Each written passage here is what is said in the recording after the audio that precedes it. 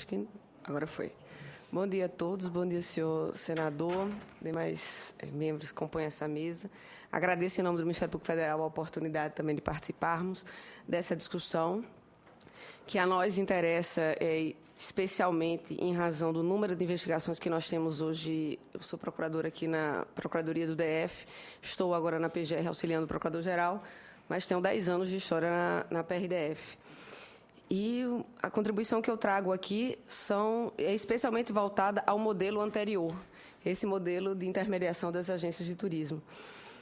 E assim, vou trazer não é exatamente uma apresentação, mas alguns questionamentos que nós, membros do Ministério Público, tivemos ao longo do período em que ele funcionou exclusivamente, esse modelo anterior, que diz respeito especialmente à questão em torno da eficiência da gestão desses recursos.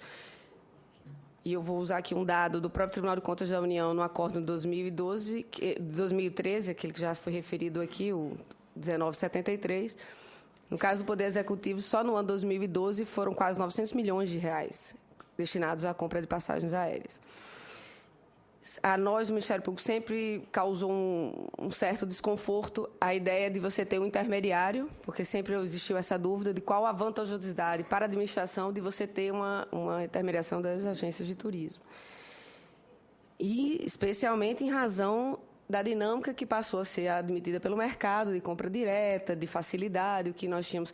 E eu digo isso até dentro do próprio Ministério Público, quando nós, como usuários, né, do órgão, precisávamos viajar, e nós nos deparávamos inúmeras vezes com situações em que a passagem aérea que nos era adquirida, quando nós fazíamos uma consulta no site, a gente via que era bem mais barato se eu pudesse comprá-la diretamente do que eu solicitar a agência de turismo.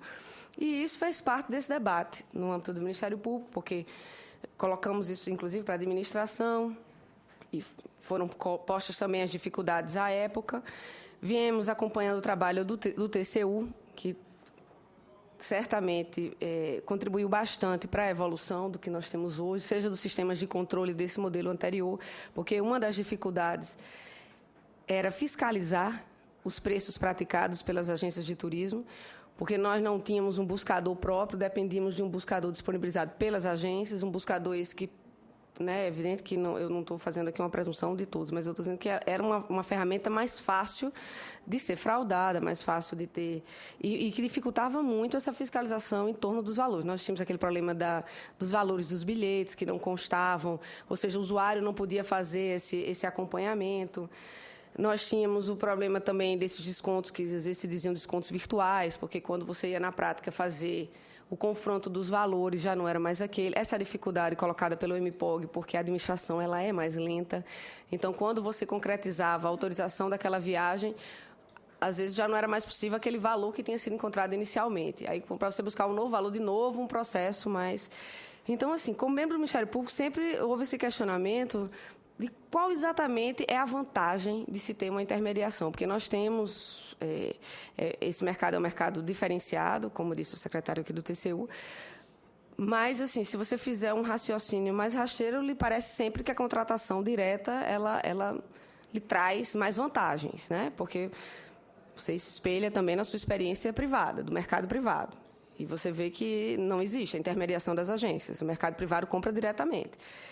Então, tudo isso fez com que o debate se aprofundasse, culminando, certamente, com esse acordo do TCU de 2013, onde houve essa sugestão desse estudo, tanto para que fosse feito essa análise da viabilidade desse credenciamento diretamente às companhias aéreas, quanto do aprimoramento do próprio sistema do Ministério, né, dos órgãos públicos, de acompanhamento desses bilhetes que eram emitidos quando havia essa intermediação das agências de turismo, considerando que hoje ainda a maior parte dos órgãos ainda usa o sistema da agência. Na época, o dado 2014, nós tínhamos na PRDF em torno de 20 a 25 investigações abertas envolvendo contratos da administração por meio de agências. Essas investigações, elas estão centradas em alguns pilares. Primeiro, a questão da licitação do preço praticado, se era execuível ou não. Aquela questão já colocada também pelo MPOG, do valor de 1 centavo, né, enfim, há valores que, se você for ver, mesmo a planilha de custo apresentada pela empresa, não bate. A empresa não teria condições de se sustentar.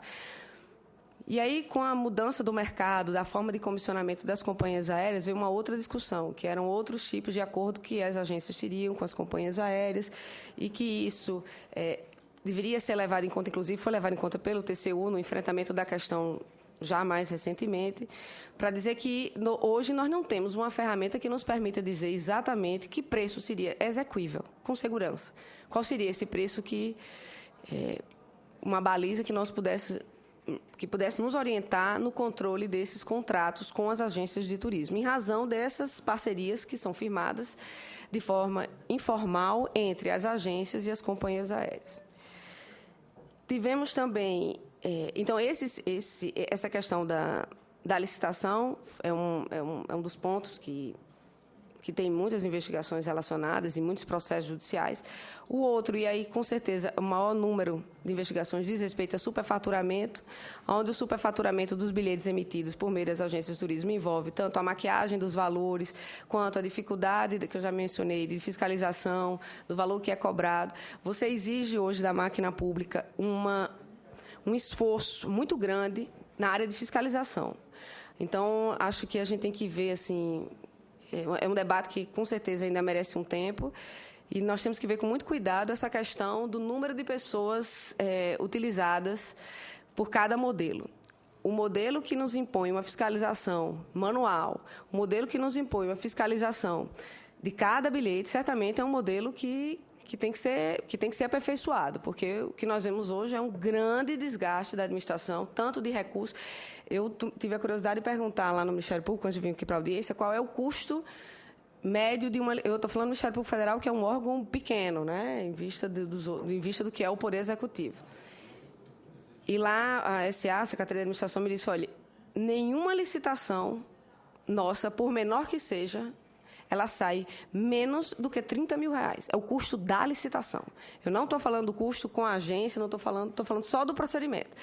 Então, já que o debate aqui é especialmente voltado ao MPOG, que é certamente o maior cliente desse setor, como foi dito aqui na apresentação anterior, são 642 mil bilhetes administração. Quantos contratos? 581 contratos. Eu fico imaginando o custo de uma licitação multiplicado por 581. Então, assim, isso não é, independente da questão da intermediação, certamente esse modelo é um modelo ultrapassado, é um modelo que não convive de forma adequada com um dos pilares da administração, que é o princípio da eficiência. Nós vivemos hoje um momento num país extremamente delicado, mas que, como todo momento difícil, é um momento de oportunidade. E oportunidade também para a administração rever seus gastos. Rever alternativas que dependam menos de pessoas e possam adotar mais sistemas, porque isso facilita a fiscalização, facilita a transparência.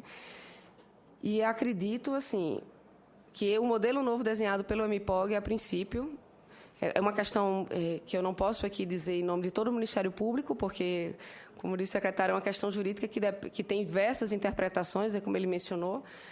Só no âmbito lá do TCU, que nós temos pessoas extremamente capacitadas, tiveram divergência, né? Mas a minha posição aqui, a princípio, é coincidente com a do procurador do Ministério Público junto ao TCU, de que é possível, que é regular esse credenciamento.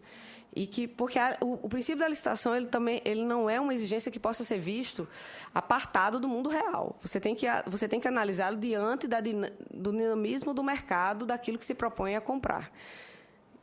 É preciso adequá-lo a isso, né? Para que você garanta o que é que a licitação busca. Ela busca que a administração faça e adquira um produto da forma que seja mais vantajosa, seja no critério preço, no caso aqui vai ser só preço, porque não tem a questão de técnica, né? Seria só o menor preço.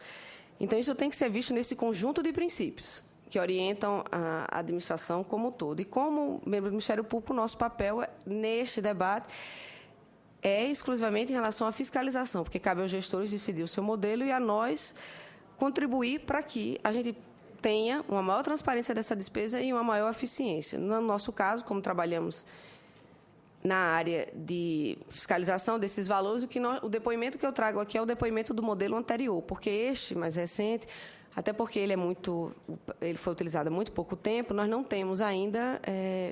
não tivemos problemas ainda no âmbito, pelo menos que originasse o inquérito civil aqui na PRDF, para se debater, a não ser essa questão jurídica em torno da licitação, da elegibilidade da licitação. Mas não problema no uso do sistema, de fraudes, o que nós temos, o relato que eu trago, é do modelo anterior. E que nós temos realmente inúmeros problemas, tanto da parte da atuação das agências em relação aos preços praticados nos seus bilhetes, quanto das garantias que a administração tem e que esforço a administração tem que fazer para acompanhar esses valores. E não é um esforço pequeno. Então, essas são as contribuições que eu trago. São digamos, as inquietações do Ministério Público nessa discussão desses dois modelos.